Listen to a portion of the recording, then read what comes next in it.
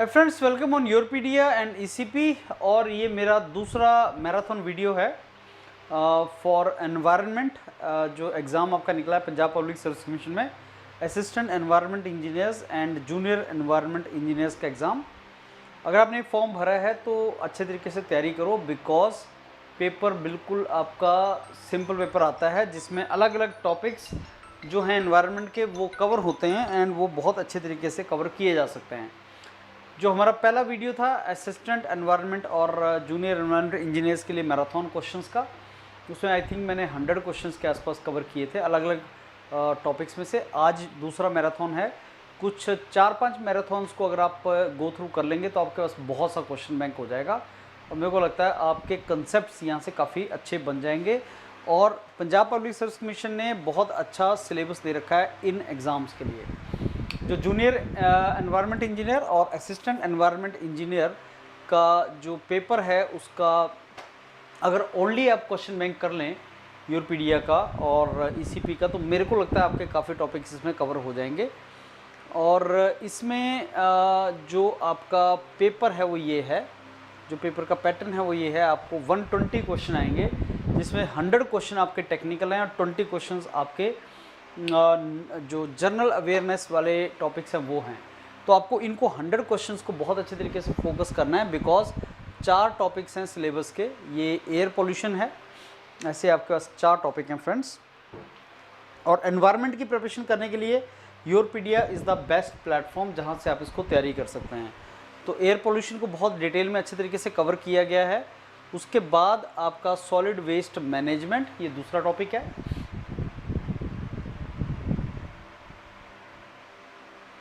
हर topic इसमें से बहुत अच्छे तरीके से कवर किया हुआ है मेंटर्स ने।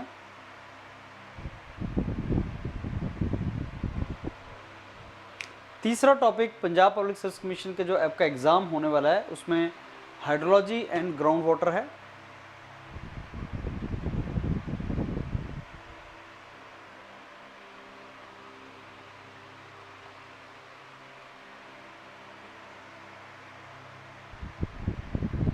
एंड फोर्थ टॉपिक आपका एनवायरनमेंट एंड इकोलॉजिकल स्टडीज़ है। इसमें से बहुत स्टूडेंट्स को डाउट होते हैं, बहुत डरते हैं इस टॉपिक से, जो कि बहुत ही सिंपल टॉपिक है। और इसी का सेकंड मैराथन मैं आज आपको दे रहा हूँ, एयर पोल्यूशन, और इसको मिला के मैं आपको ये 2 टॉपिक्स के मैराथन क्वेश्चंस दे रहा हूँ। इनको ढंग से क्वेश्चंस को कर लेना। अगर आपने इसको सारे क्वेश्चंस को मैराथन्स को कर लिया तो आपका काफ़ी टॉपिक इसमें कवर हो जाएंगे।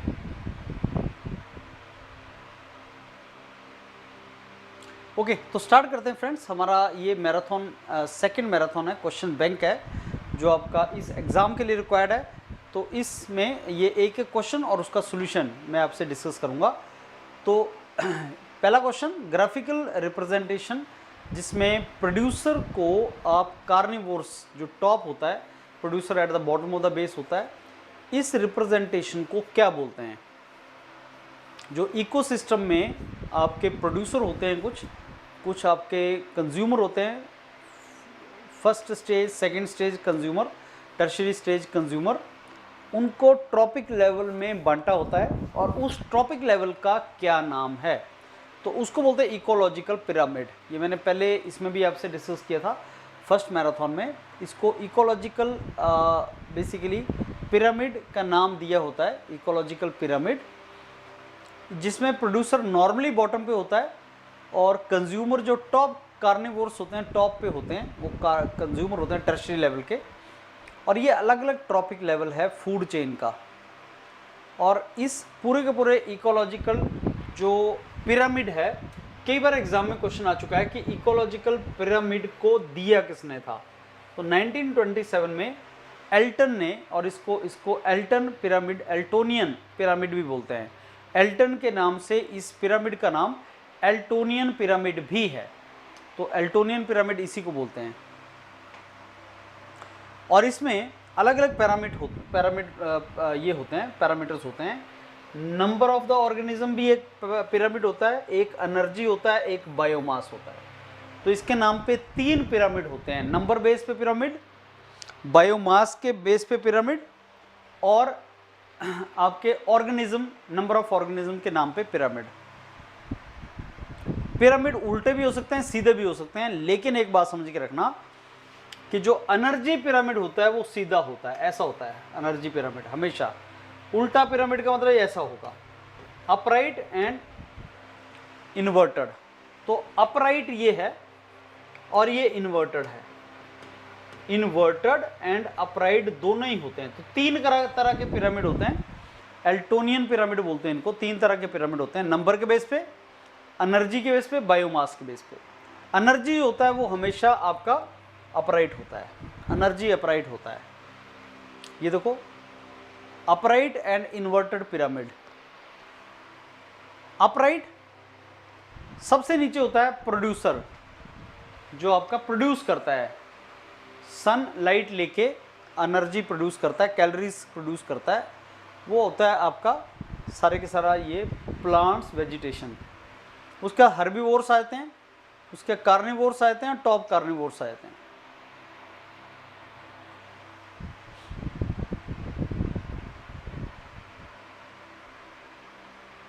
डिपेंडिंग अपॉन इकोसिस्टम, कई बार ऐसा भी हो सकता है कि पेड़ कम हो और पेड़ के ऊपर जो डिपेंडेंट बर्ड्स हैं वो ज़्यादा हों, नंबर ऑफ ट्रीज कम हैं और उनके ऊपर डिपेंडेंट जो आपके बर्ड्स हैं वो ज़्यादा हैं, तो इन्वर्टेड पिरामिड बन जाएगा। इन्वर्टेड कहाँ बनता है वो भी डिस्कस करेंगे, इन्वर्टेड कहाँ बनता है उसको भी डिस्कस करेंगे। इन्वर्टेड तब बनता है जब नंबर ऑफ इंडिविजुअल या बायोमास इस कम है, और जैसे जैसे ट्रॉपिक लेवल ऊपर जाते हैं उनका नंबर बढ़ता जाता है। जैसे पॉन्ड इकोसिस्टम या इवन ओशन इकोसिस्टम। फिटोप्लैंक्टन कम होता है और जू प्लैंक्टन ज़्यादा होता है। ये नाम है बेसिकली बायोमास के। तो ये जो पॉन्ड का इकोसिस्टम है, एनर्जी क्या होता है पिरामिड, एनर्जी पिरामिड होता है अपराइट। तो एनर्जी पिरामिड अपराइट होगा और पॉन्ड पिरामिड जो होगा वो इन्वर्टेड होगा। तो डिपेंडिंग अपॉन कौन सा पिरामिड है, ये अपराइट भी हो सकता है और ये आपका इन्वर्टेड भी हो सकता है। इंफॉर्मेशन गैदर कर लो ये, क्योंकि ये सारे क्वेश्चन वहाँ से उठाए गए हैं जहाँ से एग्जाम में क्वेश्चन आते हैं डायरेक्टली। एनवायरनमेंट साइंस में से जो क्वेश्चन आते हैं वो सारे यहाँ से उठाए गए हैं। तो जो आपका प्रोड्यूसर और कंज्यूमर है उनके बीच का जो रिलेशन होता है उसको नंबर बेसिकली डिफाइन करता है। प्रोड्यूसर और कंज्यूमर के बीच का जो रिलेशन है उसको कौन सा पैरामीटर डिफाइन करता है, उसको नंबर पैरामीटर डिफाइन करना। नंबर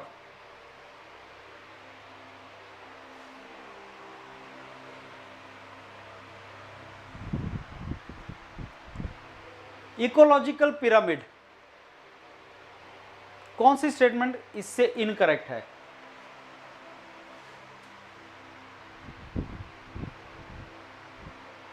बी और ई स्टेटमेंट गलत है।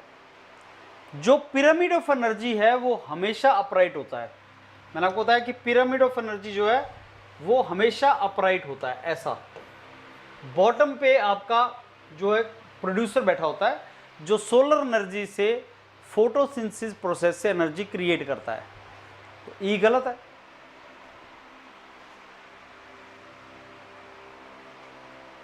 जब भी आप कैलकुलेशन करोगे एनर्जी की, बायोमास की, नंबर की, तो एक ग्रुप नहीं सारे ग्रुप के ट्रॉपिक लेवल पे आपको कैलकुलेट करना पड़ता है। मोस्ट ऑफ द इकोसिस्टम में पिरामिड आपके अपराइट होते हैं, ये करेक्ट है। जो सी और पॉन्ड है वो इन्वर्टेड होता है, ये भी करेक्ट है। सो ये आपके कुछ choices related to pyramids, Eltonian pyramid से रिलेटेड जो आपके कुछ चॉइसेस हैं। ये तीन तरह के पिरामिड हैं, तीन तरह के पिरामिड, एनर्जी, बायोमास और नंबर। एल्टोनियन पिरामिड को तीन वे में हम देख सकते हैं। एक एनर्जी पिरामिड, एक होता है आपका बायोमास पिरामिड और एक होता है number pyramid, pyramid of number. तो इसको तीन तरह से हम ये पिरामिड्स को देख सकते हैं, pyramid of energy, pyramid of biomass, pyramid of number. और जो पिरामिड ऑफ एनर्जी है वो आपका अपराइट होता है, ऐसा।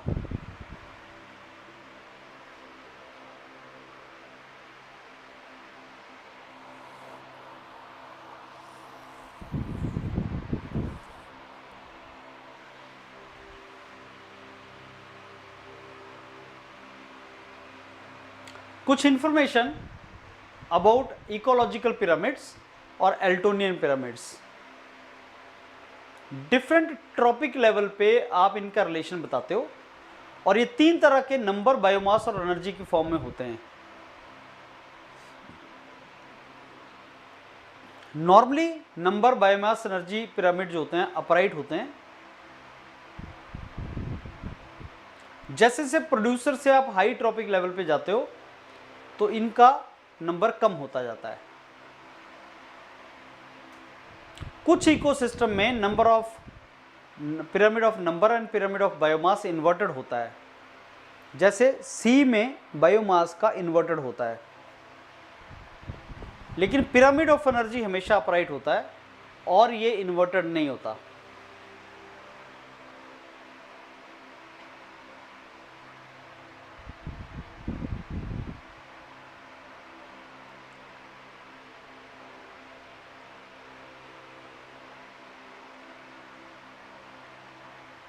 ये हमने ऑलरेडी डिस्कस किया। फॉरेस्ट इकोसिस्टम में पिरामिड ऑफ नंबर थोड़ा सा अलग हो सकता है, क्योंकि कई बार क्या होता है, लार्ज साइज ट्रीज नंबर में कम होते हैं, जबकि उनके ऊपर जो डिपेंडेंट स्पीशीज होती हैं वो ज़्यादा नंबर में हो सकती हैं।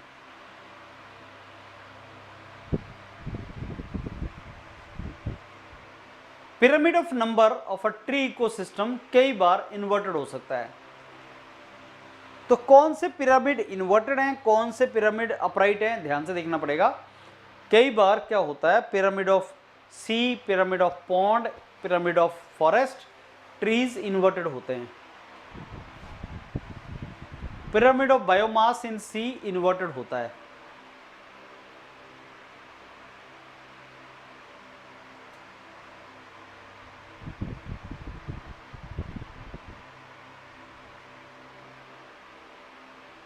सो कौन से पिरामिड इन्वर्टेड होते हैं ये आपको पता होना चाहिए।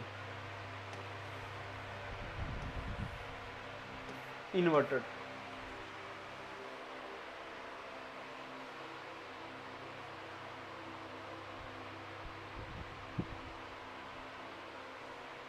सो इसका रीजन भी दे रखा है, रीजन भी आपको दे रखा है क्यों ऐसा होता है।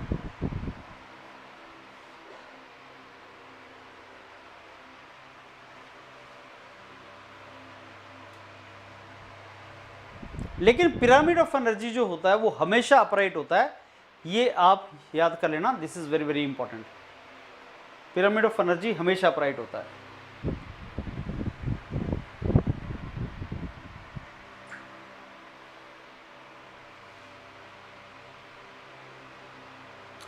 दूसरा क्या नाम है इकोलॉजिकल पिरामिड का? What can be the another name of ecological pyramid? This is called Eltonian pyramid. Why? Because it was Charles Eltonian who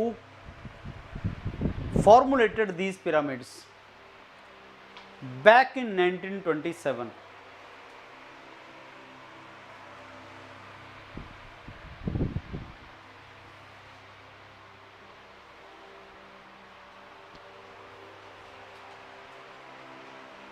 Which of the following pyramids is upright? So pyramid of energy.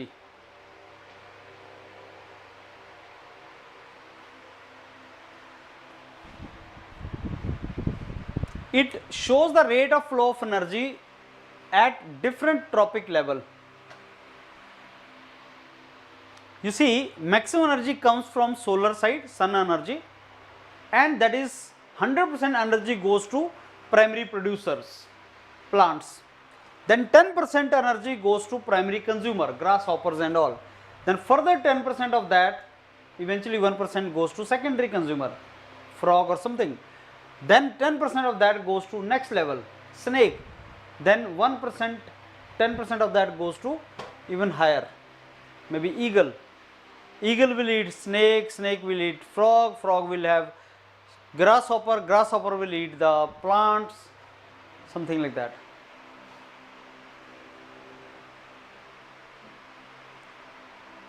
Very important. So it is the always upright. So energy pyramid is always upright. ये energy pyramid है जो हमेशा upright होता है.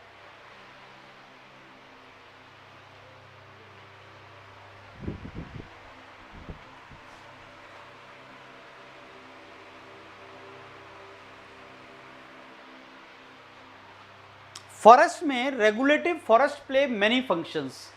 Forest have many functions. Which one represent the regulative function of the forest? Forest के तो बहुत से फंक्शंस हो सकते हैं. कौन सा ऐसा फंक्शन है जो रेगुलेटिव फंक्शन है? Storage and release of gas are the regulative. Basically forest plays the role of a sink. Forest जो सिंक का रोल प्ले करता है, कार्बन डाइऑक्साइड को सिंक करता है, ऑक्सीजन आपको देता है.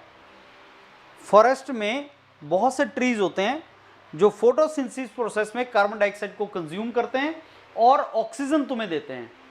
तो रेगुलेटिव फंक्शन प्ले करता है फॉरेस्ट. वाटर हार्वेस्टिंग क्या होता है? Water harvesting, rain water harvesting to be specific. Rain water harvesting means rain का वाटर आएगा, उसको इकट्ठा कर लिया जाएगा. Not only rain water harvesting, water harvesting is like water को कलेक्ट करना और उससे ग्राउंड वाटर लेवल को बढ़ाना, ग्राउंड वाटर लेवल को इंक्रीज करना. ये बेसिकली रेन वाटर हार्वेस्टिंग होता है.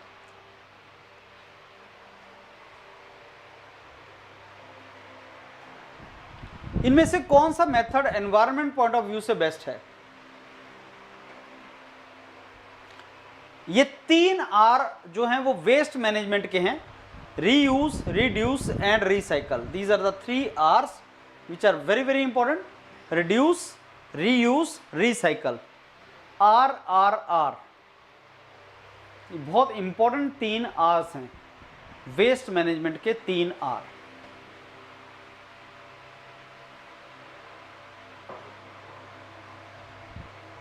कौन सा ऐसा नेचुरल आपका रिसोर्स है या ऐसा एलिमेंट है, ऐसा मेटल है जो इलेक्ट्रिक इक्विपमेंट्स में, इलेक्ट्रिक वायर्स में तुम यूज करते हो? कॉपर. बट कॉपर थोड़ा सा महंगा होता है और हैवी होता है, इसलिए कॉपर की जगह हम एल्यूमिनियम को ज़्यादा यूज़ कर लेते हैं. लेकिन कॉपर का कंडक्टिविटी बेटर होता है. बॉक्साइड और जो है वो उससे एल्यूमिनियम निकलता है.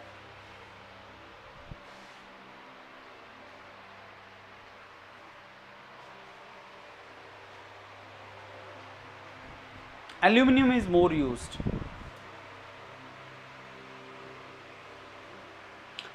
इंडिया में ऐसी कुछ स्टेट्स हैं जहां डिफॉरेस्टेशन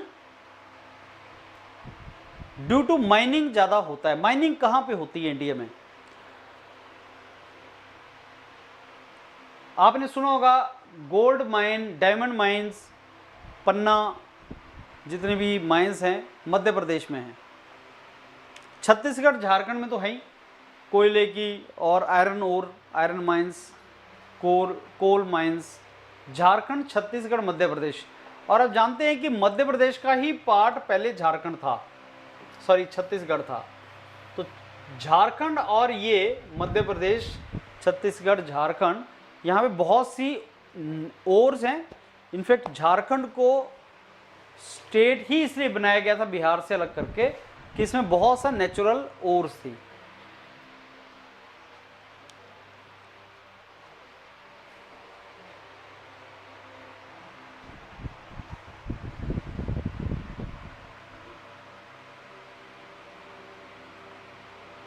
ओवरग्रेजिंग किस स्टेट का एक मेन ट्रबल है? ओवरग्रेजिंग, जहां पे जानवर जो हैं जमीन को, लैंड को ओवरग्रेजिंग करते हैं. तो राजस्थान, गुजरात, महाराष्ट्र. आप ऑलरेडी जानते हैं कि राजस्थान वगैरह में वेजिटेशन थोड़ा कम होता है, लेकिन अगर जानवर उसको ओवरग्रेजिंग करें तो मध्य प्रदेश, राजस्थान में तो है ही, गुजरात में भी है. तो degradation due to overgrazing in 3 states की मेन प्रॉब्लम है, जिससे क्या होता है कि सॉयल इरोजन होता है, पानी रुक नहीं सकता यहाँ पे, और सॉयल इरोजन के चलते, वाटर के रन ऑफ के चलते इन सॉइल्स में काफ़ी डैमेज होता है।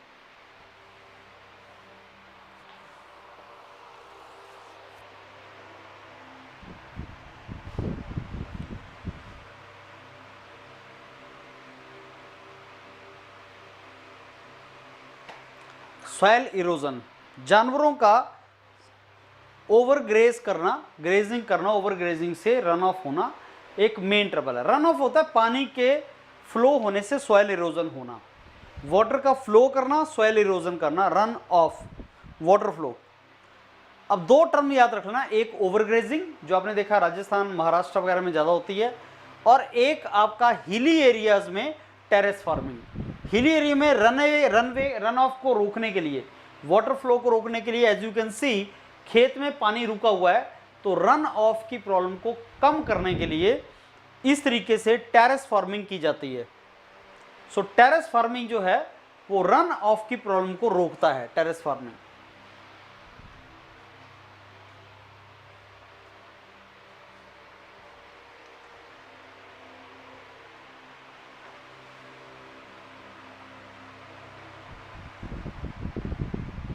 ऐसी कौन सी स्टेट है जिसमें ओवरग्रेजिंग एक प्रॉब्लम है, लैंड डिग्रेडेशन के लिए, water basically over irrigation, not overgrazing, पानी को बहुत ज़्यादा इरिगेशन के लिए यूज़ करना, जिससे सलाइनिटी और एल्कलिनिटी बढ़ जाती है।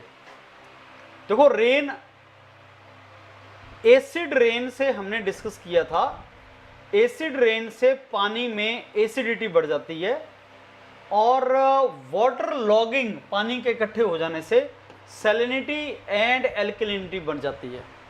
लेकिन कौन सी स्टेट्स जहां पे बहुत सा पानी इरिगेशन के लिए यूज किया जाता है, ओवर इरिगेशन, आप जानते हैं जैसे ट्यूबवेल यूज किया जाता है पंजाब में, हरियाणा में, उत्तर प्रदेश वगैरह में, ऐसा वेजिटेशन होता है कि ट्यूबवेल वगैरह यूज किया जाता है, ग्राउंड वाटर निकाला जाता है बहुत सा खेती के लिए, इरिगेशन के लिए, और इवेंचुअली जब बहुत ज़्यादा पानी निकाला जाता है इरिगेशन के लिए, तो वहाँ पे सैलिनिटी एंड एल्कलिनिटी आ जाती है सॉइल के अंदर, और वो एक सीरियस प्रॉब्लम है। टेरेसिंग, क्या होता है टेरेसिंग? अभी डिस्कस किया हमने। टेरेसिंग है एग्रीकल्चर में, हिल एरियाज में एग्रीकल्चर का एक तरीका, जिसमें आप स्लोप्स, जो स्लोप है उसको छोटे छोटे खेतों में बांट देते हो, जिससे रन ऑफ के चलते सॉइल इरोजन को रोका जा सकता है। That is terracing. ये जो हमने दिखाया terrace farming, terracing, this is done in the hill areas to stop water from flowing. This is called terracing, effective method of soil conservation.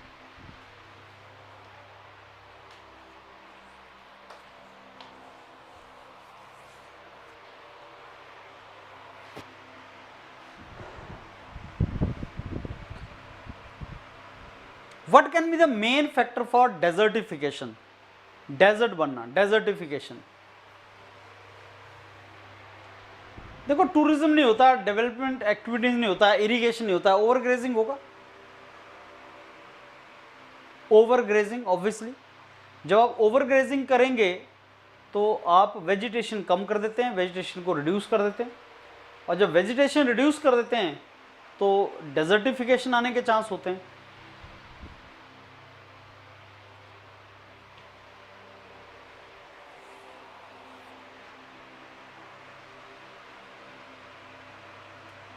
These are some of the causes of desertifications.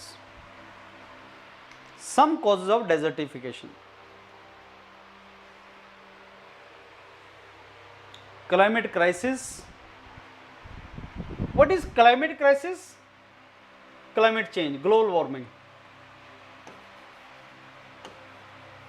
Global warming eventually can lead to jungle fire या forest fire, and forest fires can lead to deforestation.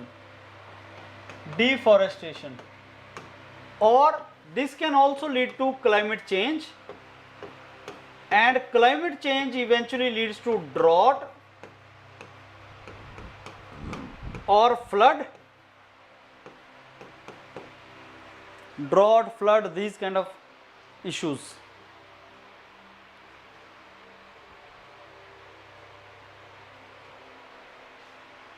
We have seen that livestock means जानवरों का overgrazing करना, deforestation, sand erosion, climate change, ये सारे के सारे कारण हैं desertification के. These all are the cause of desertification.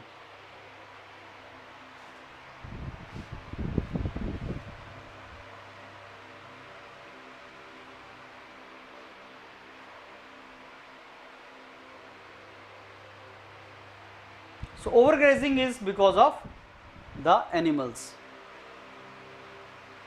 Deforestation may reduce the chance of what? Deforestation.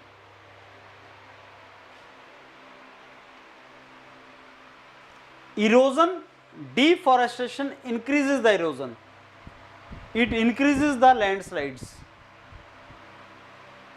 Deforestation means less number of forest, so rainfall may reduce. It may reduce the rainfall. And understand, tropical rainforest, about 31% of earth land surface is covered by forest, and deforestation largely takes place in tropical forest.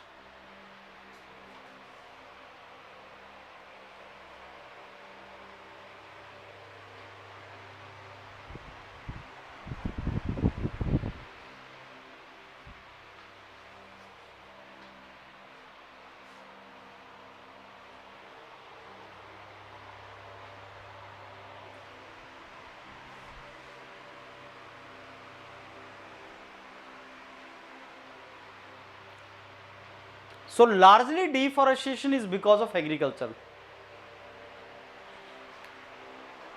You may be knowing something like jhum cultivation. Jhum cultivation. That means people cut the forest, and for crops, for cropping they cut the forest, and after some years when the nutrients in the crops in the soil are gone, they relocate themselves. I mean they keep on moving from one place to another. तो forest को काटते जाते हैं और वो agriculture के लिए सब करते जाते हैं. तो डिफॉरेस्टेशन का मेन कारण जो है वो एग्रीकल्चर है. More than 80% of deforestation is because of agriculture.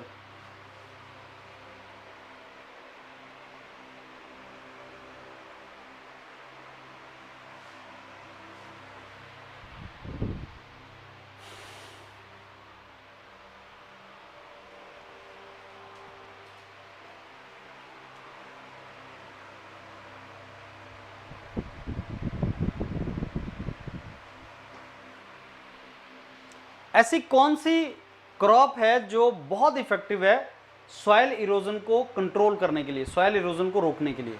Which crop is the most effective to control the soil erosion?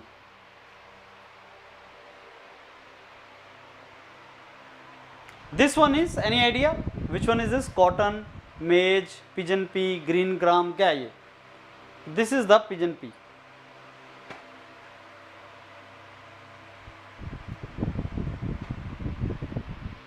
Pigeon pea is the crop which can be used to conserve the soil in hilly terrains because they have drought tolerance, ability to control the drought situation. Drought tolerance होती है इसके अंदर.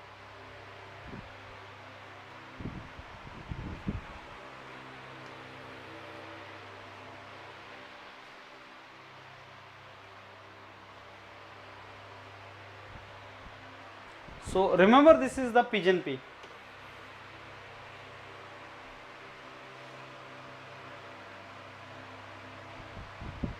What is sheet erosion?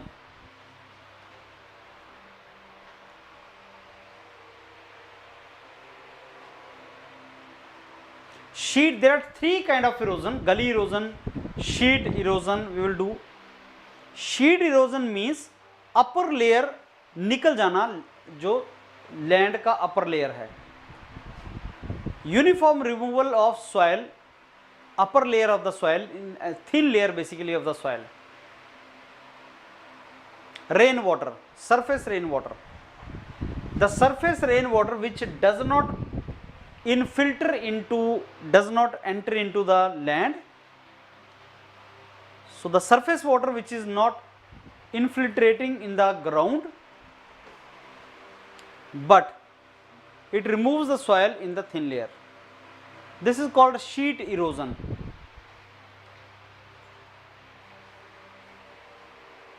Homogeneous removal of soil in thin layers due to rainwater. That rainwater which does not enter the soil. There are normally two kind of erosion, sheet erosion and gully erosion. There are two kind of erosion. Gully, as you know, is little, gap in the land, small. Sheet is upper layer, गली थोड़ा सा उसके अंदर cavity.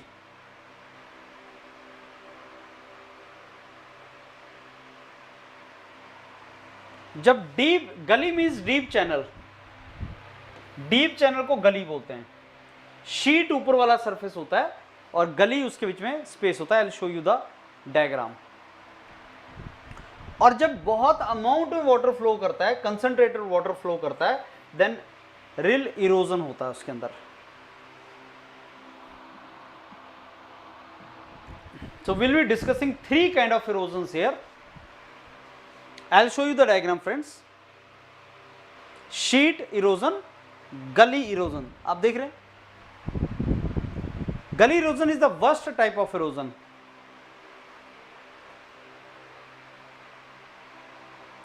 ये थोड़ा shallow होता है, ऊपर से sheet. Water will erode surface like that, run off water. And तीसरा होता है rill erosion.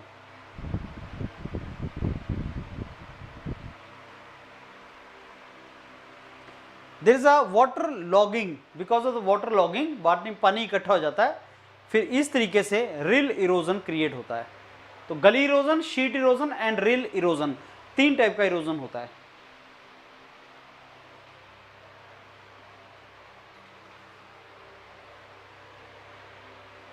Sheet erosion, gully erosion and rill erosion. There are three kind of erosions.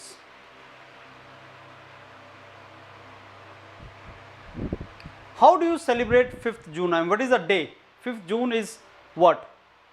What is 5th June? World Environment Day. याद करना, World Environment Day. 5th June is World Environment Day.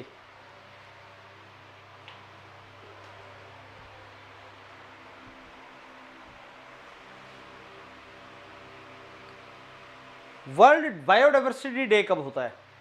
When do you celebrate world biodiversity day?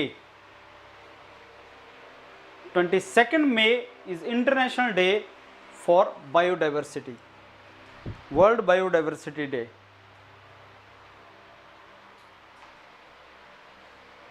World biodiversity day is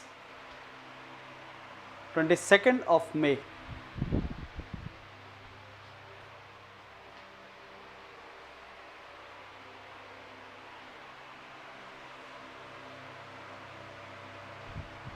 Which of the following is not true? Species diversity increase करती है equator से पोल की तरफ? नहीं, वो reverse है। अगर ये अर्थ है, this is equator, this Tropic of Capricorn, Tropic of Cancer, pole, North Pole, South Pole, तो मैक्सिमम डाइवर्सिटी इक्वेटर पे होती है। मैक्सिमम जो स्पीशीज डाइवर्सिटी है वो इक्वेटर में है।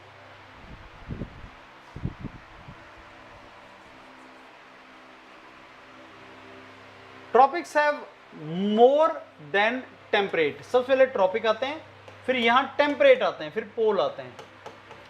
India is a tropical nation. India Tropic of Capricorn, Tropic of Cancer, वो सारा, equator and Tropic of Cancer अगर आप देखेंगे। अमेज़न रेन फॉरेस्ट में बहुत ज़्यादा डाइवर्सिटी है, वो भी इन दोनों tropic. So all this Tropic of Capricorn, Tropic of Cancer and equator pass through African continent, तीनों निकलते हैं अफ्रीका से।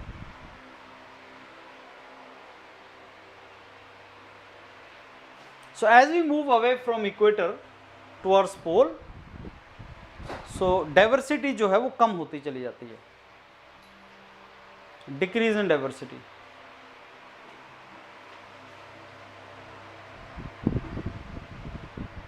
इंडिया में सबसे ज़्यादा बायोडाइवर्सिटी कहाँ पे है? Where is the maximum biodiversity in India? Western Ghat have world's maximum biodiversity hotspot, Western Ghats, maximum biodiversity, Western Ghat। और यूनेस्को ने इनको, बेसिकली यूनेस्को ने इसको one of the biodiversity hotspot declare कर रखा है। 325 जो एंडेंजर्ड स्पीशीज हैं यहाँ पे वेस्टर्न घाट में। So you can see this is the western Ghat and western Ghats are in Sri Lanka also. So Sri Lanka में भी वेस्टर्न घाट्स हैं और यूनेस्को ने इसको डिक्लेयर कर रखा है एंडेंजर्ड स्पीशीज के लिए। There are endangered species in this.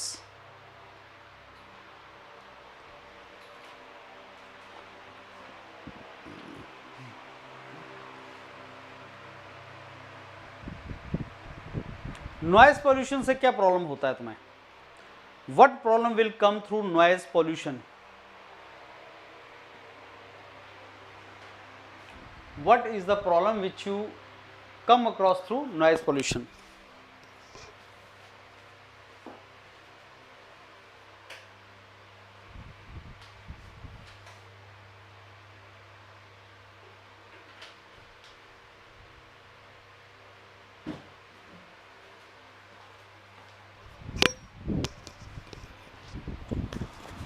So the problem which comes through noise pollution is hypertension, hearing loss, sleep disturbance। ये सारे के सारे noise pollution से related problems हैं। These all are related to noise pollution।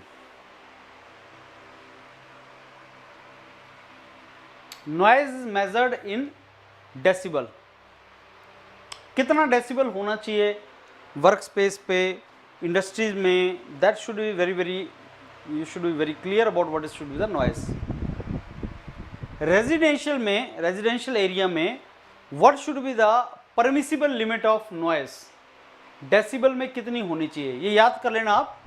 Permissible limit 75 decibel for industrial area. Residential area में ये 45 to 55। In residential area it is 45 to 55 decibel।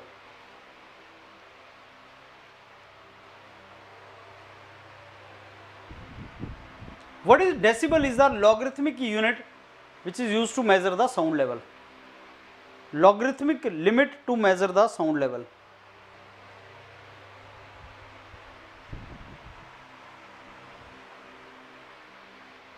It is decibel is the logarithmic limit।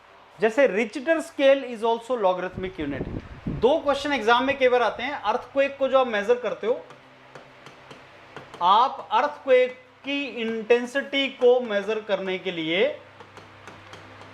There is a Richter scale. You know that there is a scale Richter scale, वो भी log scale है, that is a logarithmic scale. Decibel is also logarithmic unit. तो residential area में कितना decibel होना चाहिए, you should be clear about that.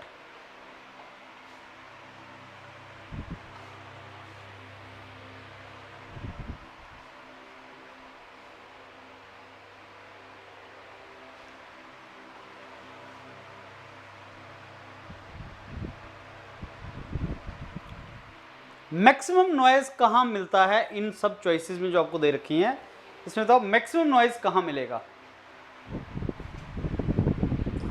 maximum noise will be where?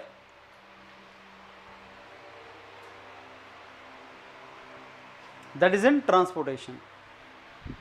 Maximum noise you will get is in transportation.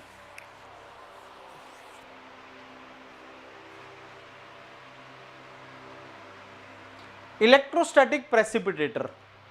Have you heard this term, electrostatic precipitator? Used for air pollution control. So electrostatic precipitator is used for air pollution control. How does it remove the air pollution? दो particulate matter होते हैं, PM बोलते हैं उसको, particulate matter. Air में particulate matter जैसे PM 2.5, PM 10, इनको electrostatic precipitator particulate matter को सेग्रीगेट कर देता है, सेपरेट कर देता है। जो स्मोक है, फाइन डस्ट है, उसके अंदर।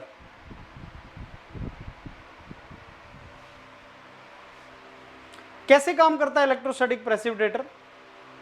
इसको प्रोफेसर फ्रेडरिक कॉटरेल ने बनाया था।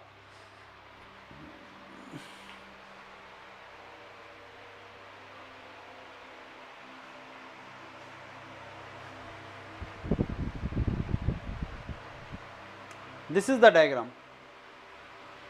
Incoming particulate matters will come and there will be metal plates, charged metal plates, जो इस particulate matter को ionize कर देंगी and negative charge, positive charge particle matter will get segregated and particulate free out जो gas है that will go out. तो the gas will not have pollutant or particulate matter. तो particulate matter को हम ionise कर सकते हैं in the electric field. ये देखो इलेक्ट्रिक फील्ड क्रिएट करेंगे between these plates.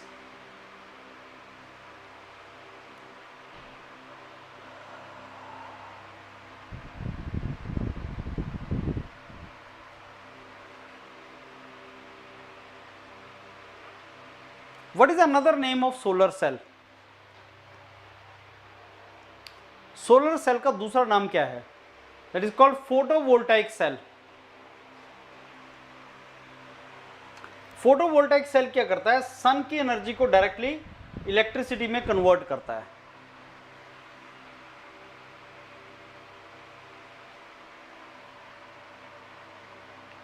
Solar energy will come and there are N type silicon, P type silicon, N type semiconductor, P type semiconductor. So photon will basically raise the energy level of these electrons और फिर electrostatic potential will be created through this.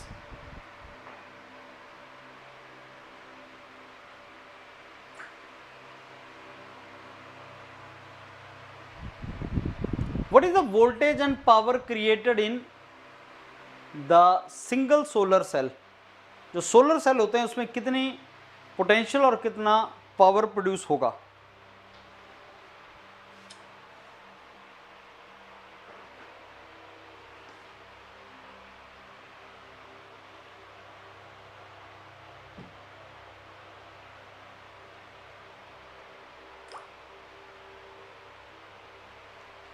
What will be the power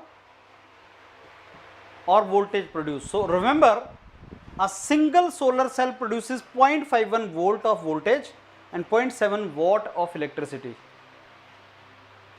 So कितना voltage and कितना potential create होता है? और solar cell panel लगा होता है पूरे का पूरा, उसमें बहुत से सोलर सेल्स होते हैं। दिस इज अ पैनल जिसमें बहुत से सोलर सेल्स होते हैं।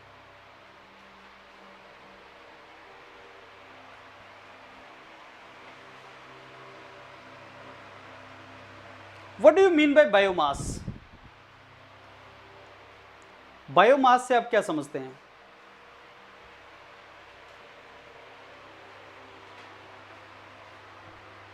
This is the organic material. Biomass होता है ऑर्गेनिक मटीरियल जिसमें वुड, सीरियल, उनको बर्न करके आप हीट एंड पावर प्रोड्यूस करते हैं। This is basically organic matter. अगर एक टर्म में इसको डिफाइन करना हो तो ऑर्गेनिक मैटर। घर का जो गार्बेज होता है, crops, would, plant, alcoholic fuels, landfill gas, biomass is nothing but organic matter. इससे इलेक्ट्रिसिटी प्रोड्यूस होती है, इससे एनर्जी प्रोड्यूस होती है। पर एक तरीका है उसका, बायोमास से कैसे हम एनर्जी ले सकते हैं, उसका there is a way.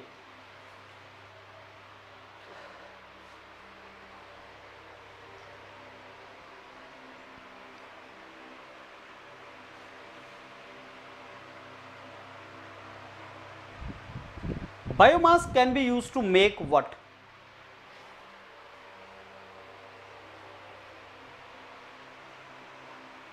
Basically, it generates the renewable energy, renewable electricity and heat. Renewable energy and renewable heat or energy is created by biomass. So that becomes the biomass or transportation fuel.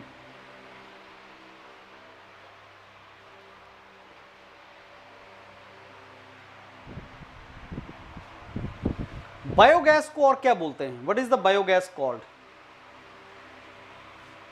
देखो, जो methane है CH4, उसको Marsh gas या उसको आप natural gas बोलते हैं। ये जो आपका CNG में यूज होती है, CNG, ये नेचुरल गैस मीथेन है। जो किचन में बनती है या आपकी बायोमास, बायोगैस होती है,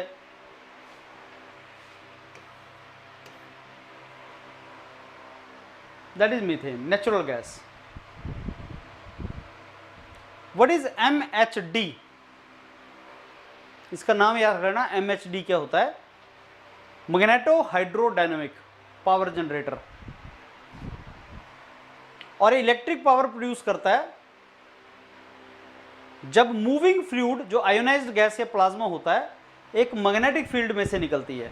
अभी मैंने आपको बताया कि इलेक्ट्रोस्टैटिक प्रेसिपिटेटर में गैस, फ्यूल गैस जाएगा और उसमें से आयोनाइज हो जाएगी वो, और पार्टिकुलेट मैटर सेपरेट हो जाते हैं। मैग्नेटो हाइड्रोडायनेमिक कुछ उसी प्रिंसिपल पे काम करता है जनरेटर। इसमें से एक मूविंग फ्लूइड जाएगा जो आयोनाइज्ड गैस होगी, और वो थर्मल एनर्जी से इलेक्ट्रिसिटी बनाता है।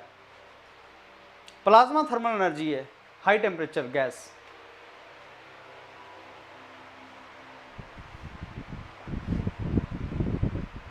जब भी कोई आयंस मैग्नेटिक फील्ड में से मूव करेंगे तो इलेक्ट्रिक करंट बनाते हैं वो।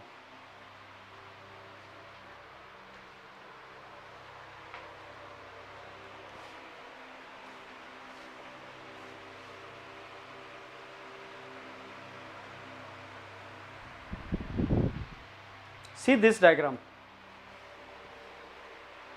Plasma is highly ionized gas. Plasma is a highly ionized gas.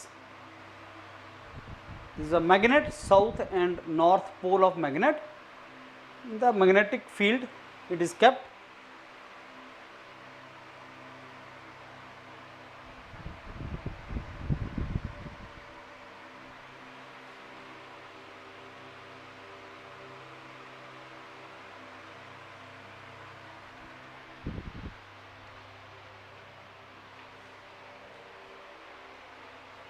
Most widely used standard on which environment management system is based. Environment management system से related जो ISO है वो ISO 14001 है, याद रख लेना। इंटरनेशनल स्टैंडर्डाइजेशन ऑर्गेनाइजेशन ISO 14001 जो है वो एनवायरनमेंट से रिलेटेड है। कई बार एग्जाम में आ सकता है एनवायरनमेंट से रिलेटेड ISO या जो स्टैंडर्ड है वो कौन सा है, इंटरनेशनल स्टैंडर्डाइजेशन कौन सा है, वो 14001 है।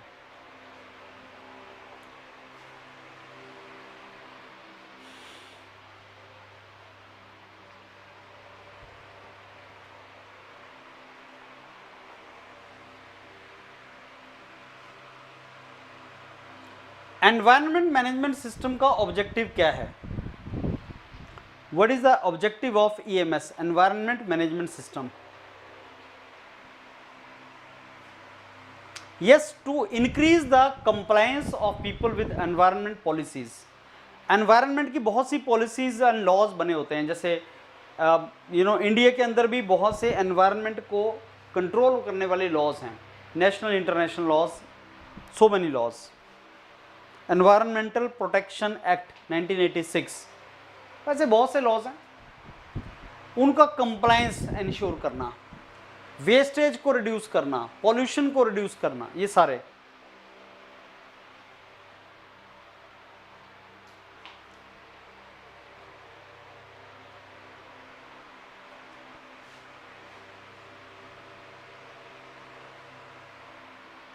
वेस्ट को कैसे हम कंट्रोल कर सकते हैं या रिड्यूस कर सकते हैं, कैसे लिमिट कर सकते हैं? Reuse, recycle, reduce, 3 Rs। मैंने आपको 3 Rs की बात की थी। 3R, रिड्यूस,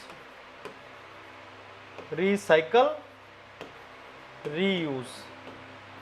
मैंने 3 R की बात की थी, ये हैं वो 3 R।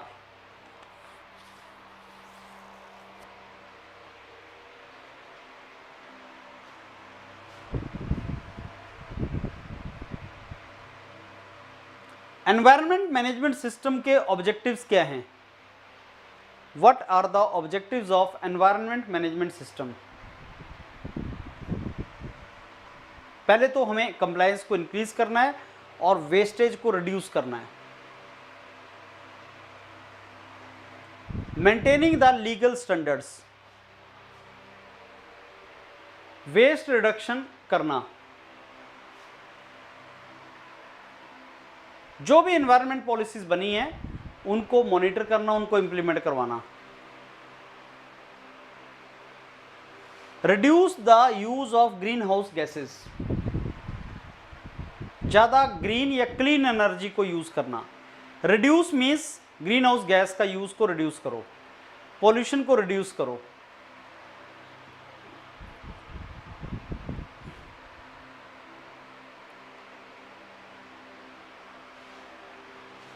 What do you mean by environmental audit? Environmental audit क्या होता है? What do you understand by environmental audit?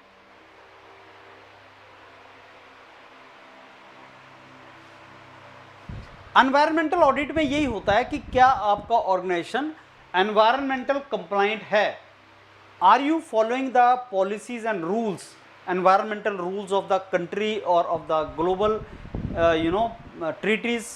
ऐसा नेशनल हमारे लॉज बने, इंटरनेशनल लॉज बने, क्या हम उनको फॉलो कर रहे हैं?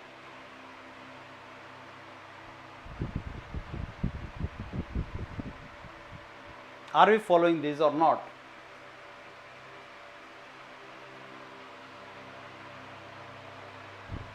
United Nation Framework Convention on climate Change, जिसको UNFCC बोलते हैं, which is the main framework जिसके अंडर आज कॉन्फ्रेंस ऑफ पार्टीज होता है। जो कॉन्फ्रेंस ऑफ पार्टीज होता है, कॉन्फ्रेंस ऑफ पार्टीज, वो आपका United Nation Framework Convention on climate change के अंडर होता है, UNFCC के अंडर। तो ये कब साइन हुआ था? ये हुआ था जब रियो डी जेनेरो रियो कॉन्फ्रेंस या फर्स्ट अर्थ कॉन्फ्रेंस हुई थी 1992 में, ब्राजील में हुई थी, रियो डी जेनेरो में हुई थी। और that was the first in which we talked about कि क्लाइमेट चेंज करके कोई चीज़ है, क्लाइमेट चेंज है एंड क्लाइमेट चेंज से हमें अपने आप को प्रोटेक्ट करना है। ये सबसे पहले वहां पे बात हुई थी।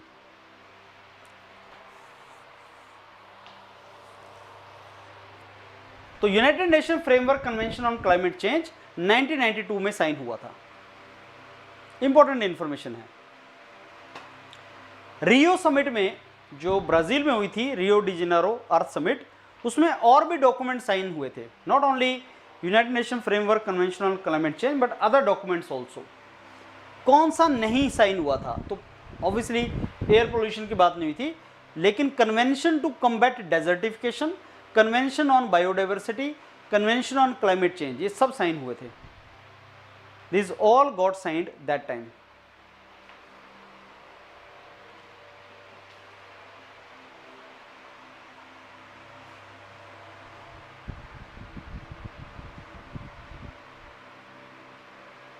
और India is a signatory to all this, India इन तीनों का पार्ट है।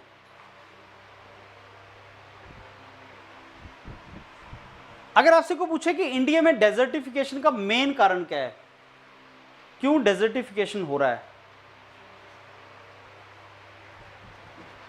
डेजर्ट क्यों बन रहे हैं, वाटर इरोजन, पानी के चलते जो इरोजन हो रहा है, जो हमने देखा ना अभी, गली इरोजन, वो सारे के सारे शीट इरोजन, उससे डेजर्टिफिकेशन हो रहा है। Namami Gange project, any idea Modi government when it came in power? 2014 this Modi government came in power and June 2014 में से लेके for a period up to this rejuvenate Ganga, इसके ऊपर बहुत सा पैसा खर्चा आया, 15,000 करोड़ रुपए, national mission for cleaning Ganga, Namami Ganga project.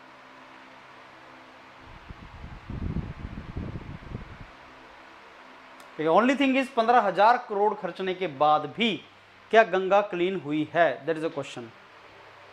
तो नमामि गंगे प्रोजेक्ट कब लॉन्च हुआ था, आपको याद करना चाहिए, आपको ये पता होना चाहिए, 2014 में जब एक गवर्नमेंट आई तब नमामि गंगे प्रोजेक्ट लॉन्च किया था।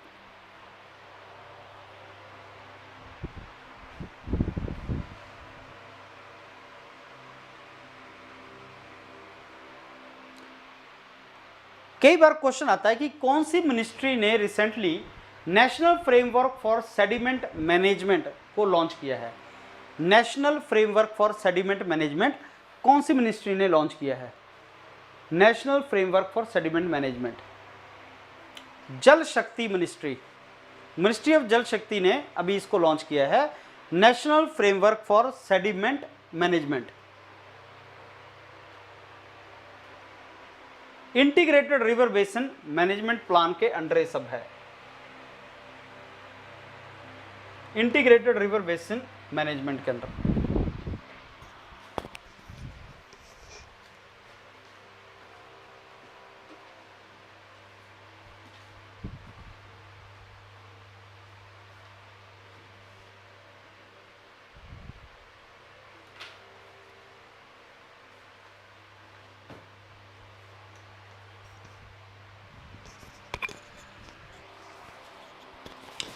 अच्छा, ऑर्गेनिजम्स के नेचुरल रेजिडेंस को क्या बोलते हैं, क्या नाम से पुकारते हैं? जो ऑर्गेनिजम्स के नेचुरल रेजिडेंस होता है उसको हैबिटेट बोलते हैं। ऑर्गेनिजम्स के नेचुरल रेजिडेंस को हैबिटेट बोलते हैं, हैबिट नहीं, हैबिटेट।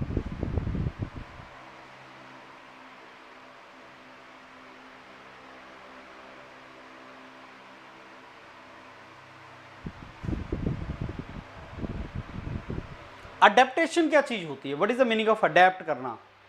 अडेप्ट करना मतलब री एडजस्ट करना, adjusting to new habitat.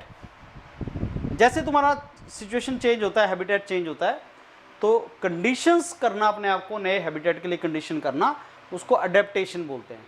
That is called adaptation.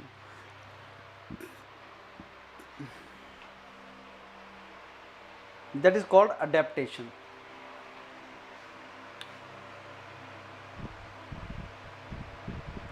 कुछ इमेजेस तुम्हें दिखा रहा हूं, इन इमेजेस को ध्यान से देखना, इनसे कुछ आइडिया तुम्हें लगेगा। दो तरह के हैबिटेट होते हैं, मतलब रहने की जगह होते हैं, एक लैंड बेस्ड, एक सी बेस्ड। लैंड पे रहने को बोलते हैं टेरेस्ट्रियल, डेजर्ट हो सकता है, माउंटेन हो सकता है, ग्रास लैंड हो सकता है। डेजर्ट एरिया में तुम रह रहे हो, माउंटेन में रह रहे हो, ग्रास लैंड में। Rajasthan, Himalayas, middle India, grass land, या ओशन या लेक, एक्वेटिक। एक्वेटिक मतलब पानी से रिलेटेड, ये जमीन से रिलेटेड। टेरेस्ट्रियल एंड एक्वेटिक, दो तरह के हैबिटेट होते हैं। ये एक क्लासिफिकेशन है हैबिटेट को करने का, one of the classifications. Ecosystem दो तरह का, एबायोटिक, बायोटिक। एबायोटिक मतलब एयर, सॉइल, वाटर, उसको फोकस करना, जिसमें जान नहीं होती। एयर, सॉयल, वाटर, जिसमें जान नहीं होती। प्रोड्यूसर प्लांट, जान होती है प्लांट्स में, यस।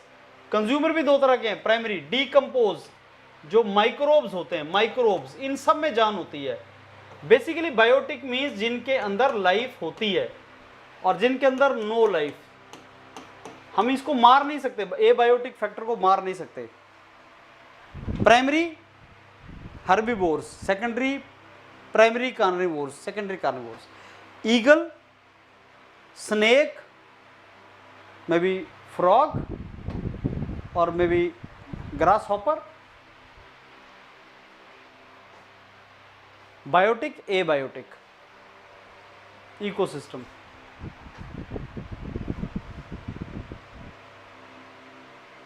बायोडाइवर्सिटी की भी क्लासिफिकेशन है। We can classify biodiversity genetic, species, ecosystem. Genetic wise, species wise, ecosystem wise.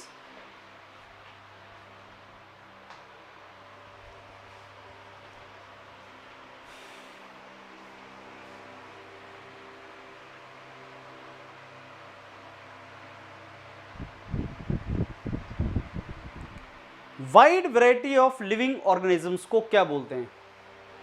Wide variety of living organisms का क्या नाम है? बायोडाइवर्सिटी। किसी भी एरिया में flora and fauna, plant, animal. Biotic मतलब बायोडाइवर्सिटी मीन्स बायोटिक को रहने का जगह, biotic diversity. What is biotic? I told you biotic means plant, animal, micro organisms, microbes, ये सारा biotic. Biotic plus diversity, diversity of biotic things, biodiversity. So diversity of biotic things, that becomes biodiversity. Flora fauna ये होता है, plant, animal. तो ecology के अंदर ये होता है। दो ऑर्गेनिजम्स जो एक दूसरे के ऊपर डिपेंडेंट हैं, टू ऑर्गेनिजम्स जो एक दूसरे के ऊपर डिपेंडेंट हैं, उनको म्यूचुअलिज्म बोलते हैं। Interspecies interaction, mutualism, interspecies interaction.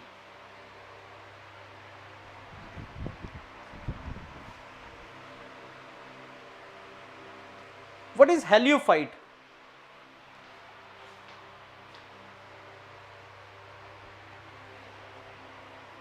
Heliophyte क्या होता है?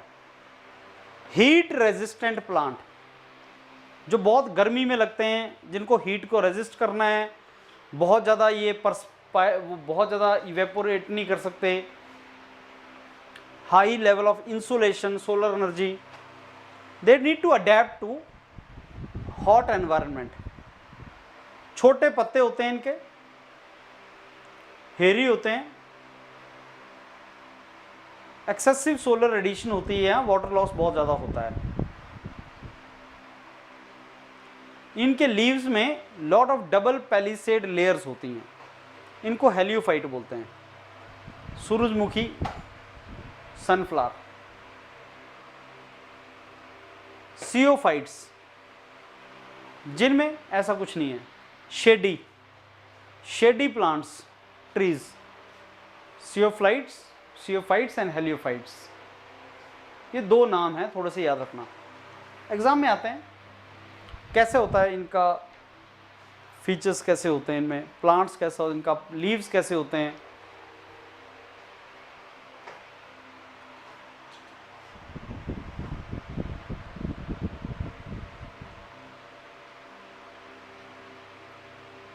इकोसिस्टम टर्म को किसने दिया था? Who was the person gave us ecosystem? Who proposed ecosystem term? 1935 में A.G. टेंसले ने सबसे पहले इसको कॉइन किया था, इकोसिस्टम को। It is a unit where all abiotic factor interacted in the environment. Biotic and abiotic factor को जब जोड़ दिया जाता है तो ये बनता है। Ecology is the study of organism with their interaction and there interaction with surrounding.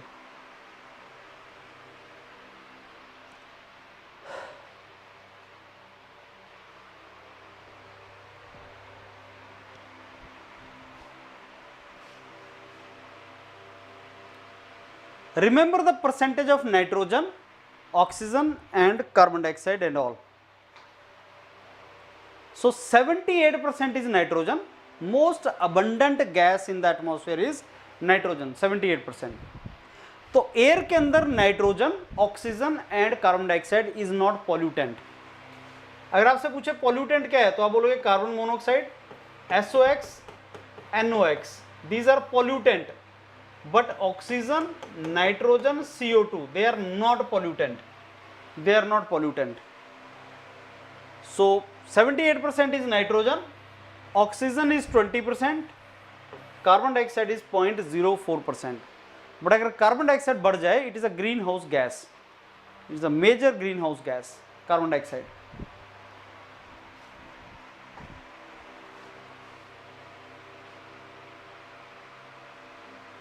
Smallest artificial ecosystem कौन सा है जिसमें प्लांट्स सर्वाइव करते हैं, 40 साल से सर्वाइव कर रहे हैं?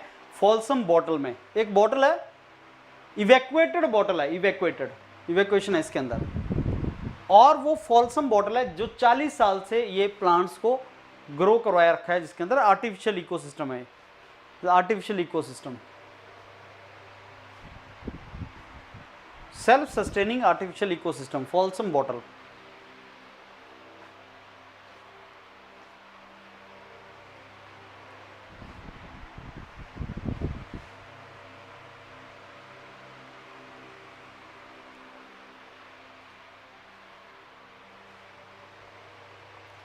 Guild is the group of species that exploits biotic and abiotic resources. दोनों को एक्सप्लॉइट करता है गिल्ड। ऐसे ऑर्गेनिजम्स जो बायोटिक और एबायोटिक दोनों को एक्सप्लॉइट करते हैं, that is called guild. Biotic तो मैंने आपको बता दिए, एबायोटिक के नाम बताओ। जिनमें नॉन लिविंग होते हैं, non living things, all non-living things in the ecosystem, non-living things in the ecosystem are called abiotic.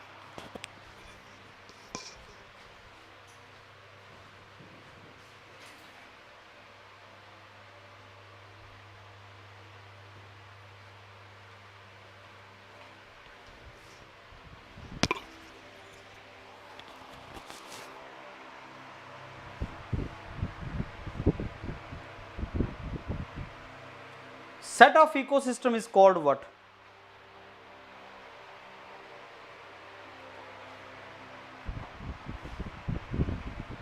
सारे इकोसिस्टम को जोड़ दो तो एक बड़ा सा क्लाइमेट जोन बन जाता है जिसको बायोम बोलते हैं, बायोम्स।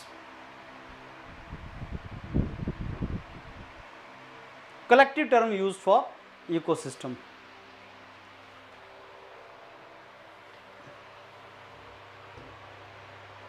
एसिड रेन हमने किया था, पिछली क्लास में भी किया था। SOx, NOx को जोड़ दो तो एसिड रेन बनता है।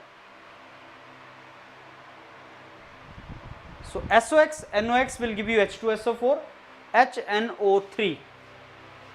तो क्या होता है जब SOx, NOx plus water will give you H2SO4 and HNO3. This is called acid rain. But this acid rain can be in the form of, this snow. It can be in the form of fog. It can be in the form of smog. It can be in the form of dust particles. ऐसा नहीं कि पानी होना चाहिए, rain होनी चाहिए। Hello storm कुछ भी हो सकता है।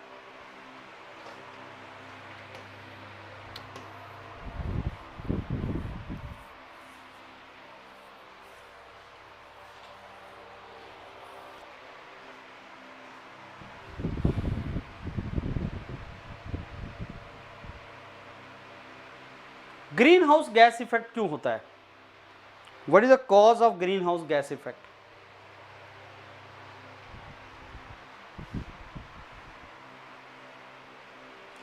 Rise of the global temperature is called greenhouse effect. What are some of the greenhouse gases? Major greenhouse gas is carbon dioxide, methane, nitrous oxide. When ultraviolet radiation of sun comes, after reflection it becomes infrared radiation. The wavelength of infrared radiation is more, and the greenhouse gases will trap this infrared radiation.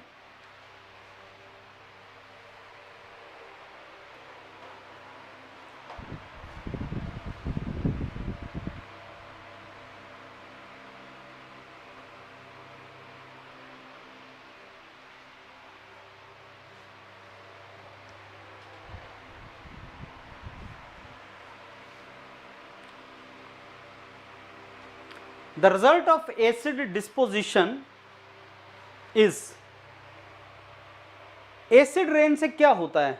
जब soil में जाती है तो soil fertility कम हो जाती है, depletion of tree population हो जाती है,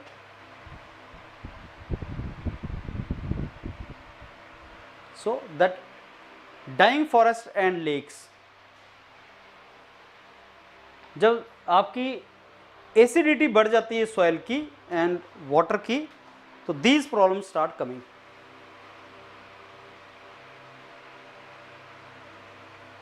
What is the reason for soil pollution? Acid rain, obviously. There can be so many reasons, but acid rain is one of the reasons. Acid rain is one of the reasons of soil pollution. This will make the soil infertile.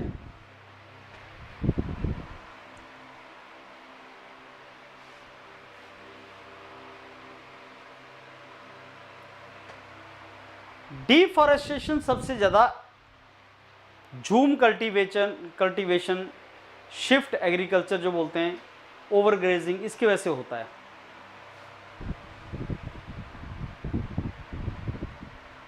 Grazing and burning of trees by cutting them, slash agriculture, jhum cultivation, these are some of the reasons of deforestation. What is the best way to reduce deforestation?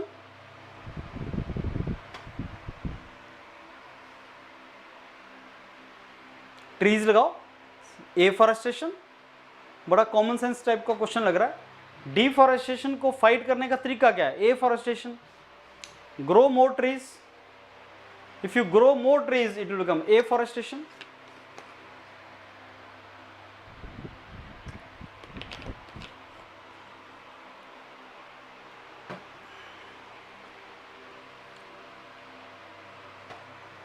Normally human activities are the reason why we are clearing the lands.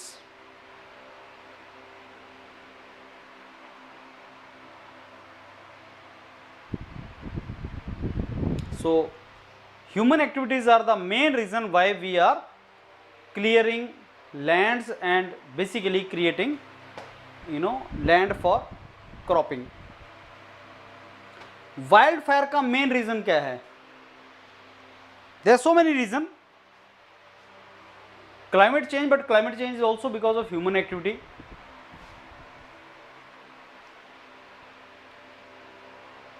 कुछ लोग खुद ही आग लगाते हैं, camp fire,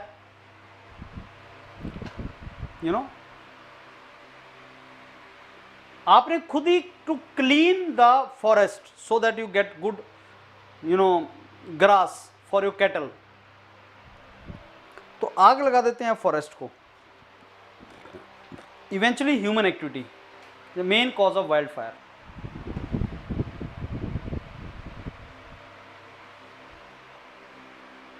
Honduras is the nation which is most affected by deforestation.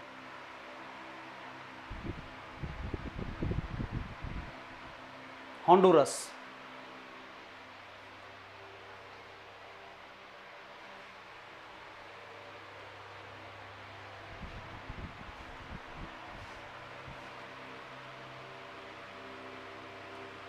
Which type of farming leads to the deforestation? कौन सी ऐसी farming है जिससे ज्यादा डिफॉरेस्टेशन होता है? That is called subsistence farming. क्या होता है सबसिस्टेंस फार्मिंग?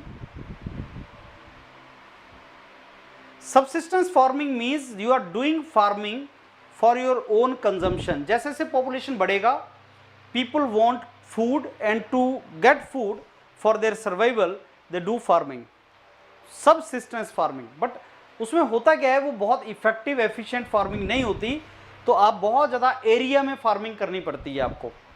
तो सबसिस्टेंस आई मीन सर्वाइवल के लिए जो फार्मिंग तुम करते हो। Direct cause of deforestation is agriculture and subsistence farming in India is responsible for that. Commercial farming जो है वो 32% का उसका ये 48% is because of subsistence farming. The farming which you are doing not for commercial purpose, not for selling, but for your own benefit.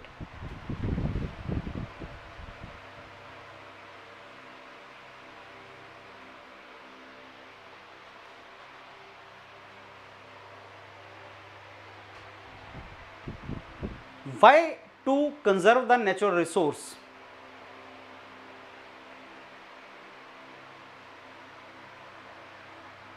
To preserve और biological diversity को preserve करने के लिए conservation is very important for biological diversity के लिए।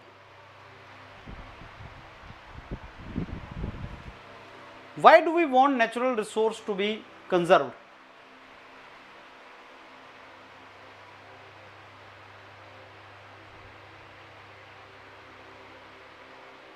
The ecological balance. For the ecological balance we want that. Have you heard about IUCN? IUCN, International Union for Conservation of Nature. It was formed in 1948 in France. International Union for Conservation of Nature.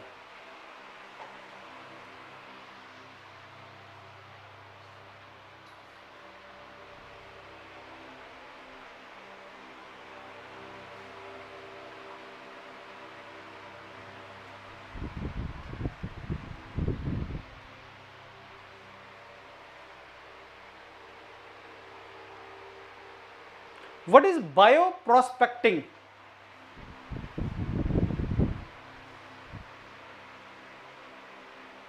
Whenever you are doing some kind of research on molecules, genetics, species level diversity for economic importance, like medicine बनाने हैं तुम्हें या commercially valuable compound बनाना है, उसको bioprospecting. What is the prospectus? Prospects, you know, opportunities on the basis of biospecies. Bioprospecting it is called. You can use it for academic, agriculture, so many things.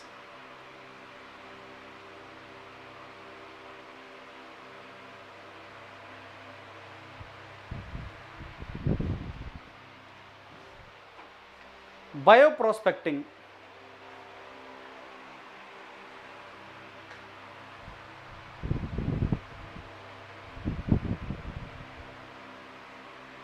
What percentage of total oxygen in Earth's atmosphere? आपको पता है Amazon forest are called lungs of Earth. They are called as lungs which purify carbon dioxide into oxygen. तो 20% of total oxygen जो मिलती है वो Amazon के forest से मिलती है. Forest of Amazon. They are called the lungs, जहाँ पे purification of अर्थ के जो लंग्स हैं अमेज़न के forest.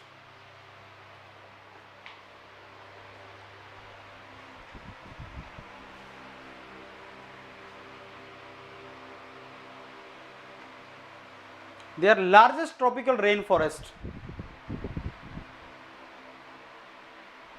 Through photosynthesis we get it.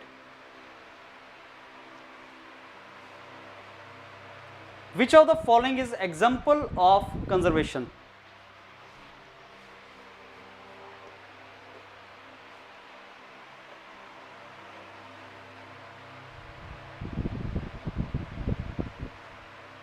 Which of the following gases has highest affinity for blood hemoglobin?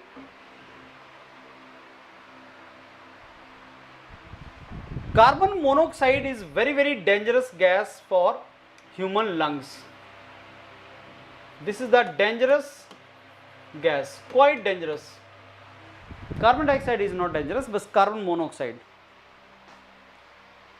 So automobile exhaust pollutant has carbon monoxide in it, and that makes it very dangerous gas. Which is the major source of sulfur dioxide? Can you name which is the major source of sulfur dioxide?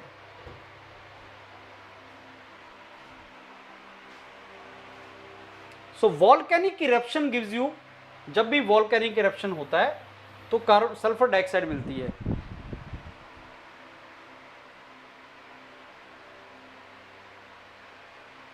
Major source जो है that is when you burn coal और crude oil. कोयले से निकलती है.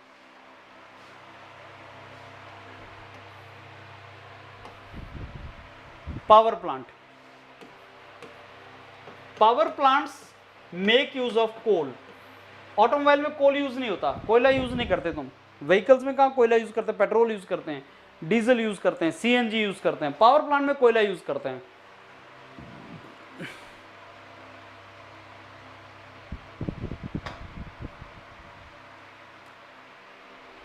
Urea nitrogen fixation is done by the plants. Urea has nitrogen. NPK fertilizer.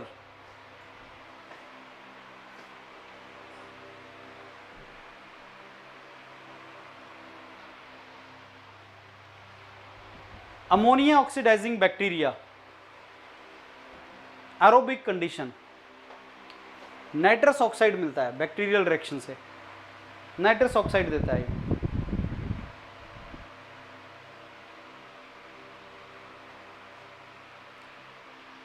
Fluorine air pollution is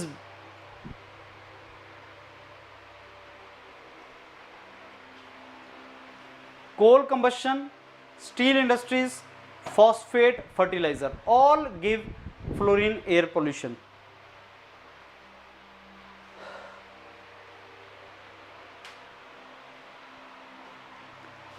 arsenic pollution किससे produce होता है? आर्सेनिक पोल्यूशन कोयला एंड पेट्रोलियम से, माइन से, पेस्टिसाइड से, डिटर्जेंट से.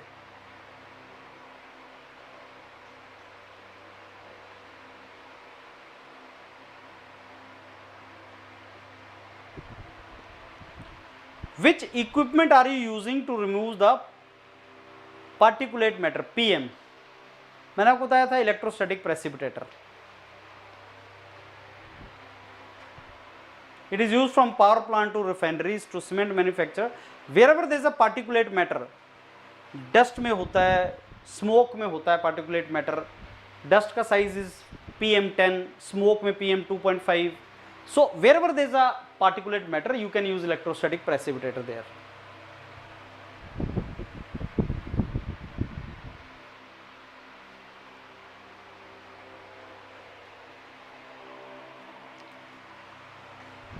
So, but electrostatic precipitator is used in the automobiles also to remove the dust particles, see this smoke particles from the exhaust of automobile.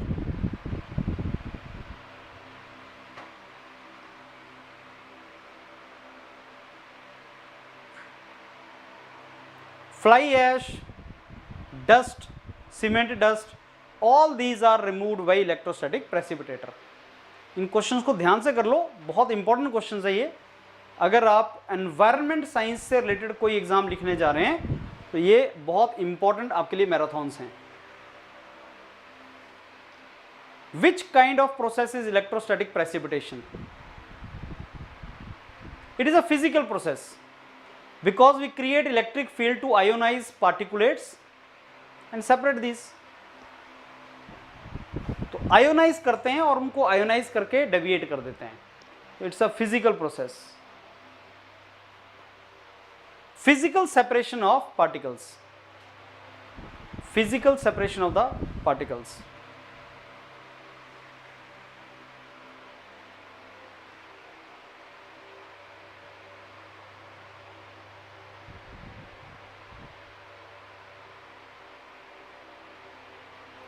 So both particulates and the gas particles are separated in electrostatic precipitator.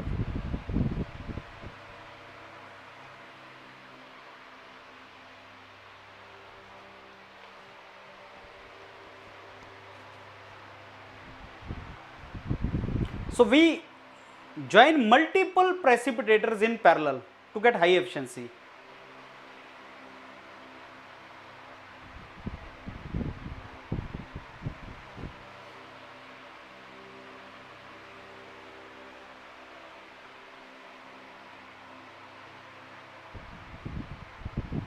Basically, he is asking you about environmental impact assessment, EIA.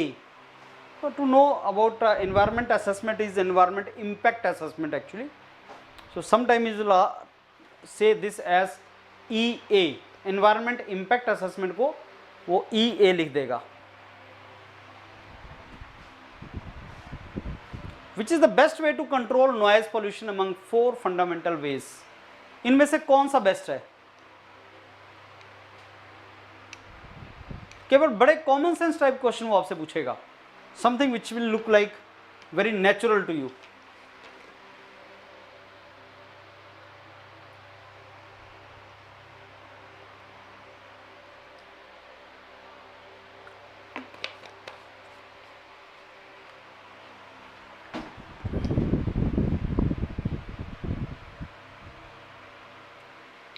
How can we reduce the noise in industries?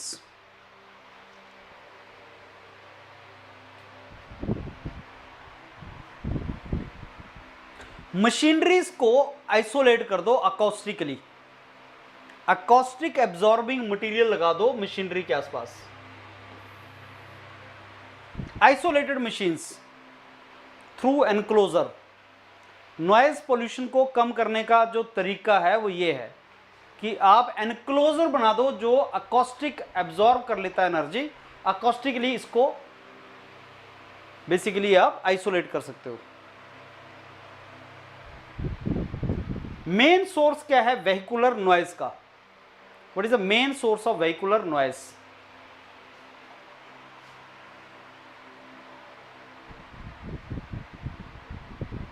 देखो पुरानी गाड़ी हो गई तो शोर करती है, आवाज करती है, लेकिन हाई स्पीड पे जब चलती है तो वो मेन सोर्स है वेहिकुलर नॉइज का. राइट. सो फ्रेंड्स, ये आपके पास अप्रोक्सीमेटली 40 पेज का डॉक्यूमेंट, और ये सारे का सारा जो डॉक्यूमेंट है ये क्वेश्चन बैंक का पार्ट है जो आपके एनवायरनमेंट के एग्जाम है. ये योरपीडिया का डेडिकेटेड यूट्यूब चैनल योरपीडिया एनवायरनमेंट के नाम से है. आपका कोई भी एनवायरनमेंट का एग्जाम है, आप इस चैनल पे जो इन्फॉर्मेशन है उसको गो थ्रू करना स्टार्ट करें. अपने फ्रेंड्स के साथ भी इस चैनल को शेयर करें, क्योंकि ये डेडिकेटेड चैनल बनाया गया है उन सारे स्टूडेंट्स के लिए जो एनवायरनमेंट से बैकग्राउंड से बेसिकली किस तरीके से लिंक्ड हैं. और ये आपकी रिस्पॉन्सिबिलिटी ड्यूटी भी है कि अगर आप इस चैनल से लिंक्ड हैं और आप एनवायरनमेंट बैकग्राउंड से हैं तो बाकी जो स्टूडेंट एनवायरनमेंट बैकग्राउंड के हैं उनको इस चैनल का आप बताएं, सो दैट अपॉर्चुनिटीज़ के बारे में आप बताएं कि क्या क्या अलग अलग अपॉर्चुनिटीज़ हैं एनवायरनमेंट की फील्ड में. जो एनवायरनमेंट प्रोफेशनल हैं, environment engineers, environment scientist, environment managers, तो जो एनवायरनमेंट से रिलेटेड है उनको इन्फॉर्मेशन क्या क्या रिक्वायर्ड है, ये डेडिकेटेड चैनल बनाया गया है एनवायरनमेंट के लोगों को हेल्प करने के लिए. क्योंकि हमें स्ट्रांगली लगता है एनवायरनमेंट के जितने प्रोफेशनल्स हैं इंडिया में उनसे कहीं ज़्यादा एनवायरनमेंट की अपॉर्चुनिटीज़ हैं, जॉब्स हैं, हायर एजुकेशनल अपॉर्चुनिटीज़ हैं इंडिया अब्रॉड. तो आप यहाँ बने रहिए, देखते रहिए, और बहुत सी इन्फॉर्मेशन यहाँ पे आपको मिलेगी.